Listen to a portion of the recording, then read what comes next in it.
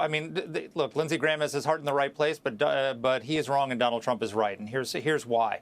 Donald Trump is being honest with pro-life voters in saying there is no chance that a 15-week abortion ban is going to get passed by the United States Senate because you need 60 votes to do that, to overcome a filibuster.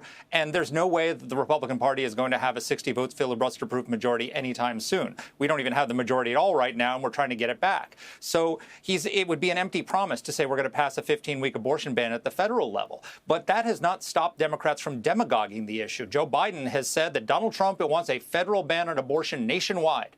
And Biden served in the Senate for decades. He knows that's not true. He knows how the filibuster works, but he's trying to do it anyway because that's the only issue he has. So what Donald Trump has done is he's being honest with the voters. He has defanged the issue from Democrats. They can no longer say that he wants a federal abortion ban because he's taken that off the table. And he's enabled Republicans to now go after Democrats and point out that they are the abortion extremists. The Democratic orthodoxy used to be abortion should be safe, legal, and rare, and it was a necessary evil. Now their policy is abortion, federal taxpayer-funded abortion on demand up until the moment of birth. That is way out of step with the American people. So Republicans can now say that focus on that rather than defending a ban at the federal level that is never going to happen, that most Americans don't want to happen at that time. Yeah, I mean, we've heard a lot of things along the way and the evolution of former President Trump's stance on this.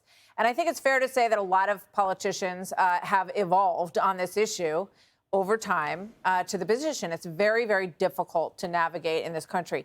Here's the former GOP candidate, Nikki Haley, and what she said during the campaign on this. Watch. I think that there is a place for a federal law, but they need to tell the American people the truth on how you get there.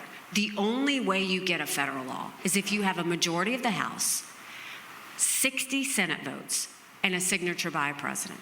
So no Republican president can ban any state law. It can ban abortions any more than Democrats can ban state laws. So what should we do? I think we find consensus. You know, your thoughts on her stance, which sounds fairly similar to former President Trump's stance right now. Yeah, it sounds like everyone was hailing Nikki Haley for saying that, but when Donald Trump says something similar, all of a sudden he's a pro-choice radical of some kind. I mean, look, first of all, the only reason we can ban abortion in any level is because of Donald Trump, because of the Supreme Court. He's the only president in 6 decades, Republican, that had a perfect record of Supreme Court appointments, which gave us this right. And second of all, he's right. We have to fight this out at the states, and we have to do it in an incremental way. We have to. End of Roe was not the end of the fight. It was the beginning. We have to convince Americans over time of the sanctity of unborn life, and that's going to take incremental progress at the state level. And if you do it the opposite way, they're going to elect pro-choice Democrats, and it'll set back the pro-life cause even more. Yeah, in some ways, a lot of the same people who were fighting to overturn Roe v. Wade and say this is a state issue.